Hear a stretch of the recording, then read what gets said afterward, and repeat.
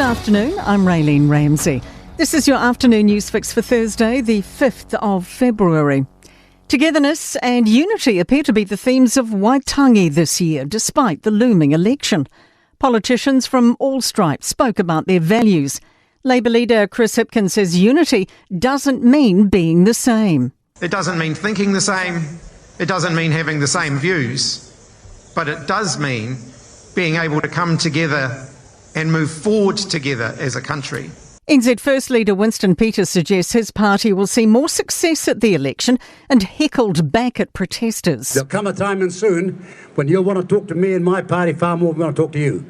Greens co-leader Marama Davidson took aim at the coalition in her speech, saying honouring Te Tiriti is not hard. Our people are feeling that this government has continued to trample over Te Ao Māori. Waitangi also saw tension. Maria Meno Kapakingi, who was ousted from Te Pāti Māori last year, reiterated she was voted in the Te Tai Tūkerau seat at the last election. I am not going anywhere. I am completely and still dedicated to Te Tai Tūkerau. Her son, activist Eru Kapakingi, spoke earlier and slammed Te Pāti Māori, Labour and the coalition. Prime Minister Chris Luxon says it's okay for people to have different views. The atmosphere surrounding Waitangi Day and our conversations about the treaty itself have sometimes been very heated, and we've heard that here again today. Dozens of schools have already applied for a one-off grant to help cover the cost of removing asbestos-contaminated sand. Many early childhood centres and schools were forced to close last year for urgent safety checks after asbestos was found in several sand products. Jamie Cunningham reports. The Ministry of Education reversed its earlier position in December, announcing financial assistance for schools affected by the contamination. It says 42 schools have submitted applications so far, with a further 19 started but not yet completed. Schools have until the end of this month to apply. A push for schools to look at more affordable school uniform options. Ngā Tangata Microfinance Trust says rising uniform costs are putting significant financial pressure on families, particularly those on benefits. General Manager Vijay Fali Naika says education should be accessible for all.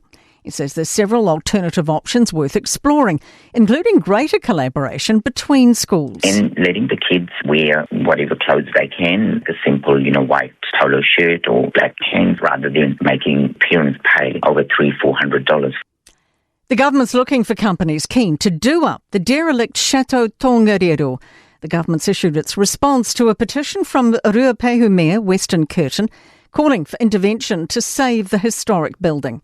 The response says the Conservation Minister, Tama Potaka, intends to seek requests for proposals from parties to fund strengthening and restoration of the chateau as a hotel.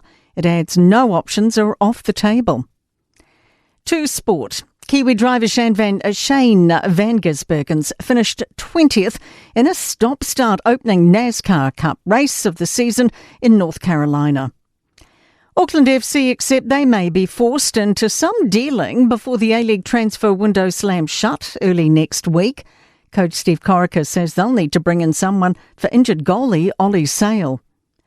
Road cyclists Ella Wiley and Finn Fisher-Black have claimed the national time trial crowns in Cambridge. It's back-to-back men's titles for Fisher-Black.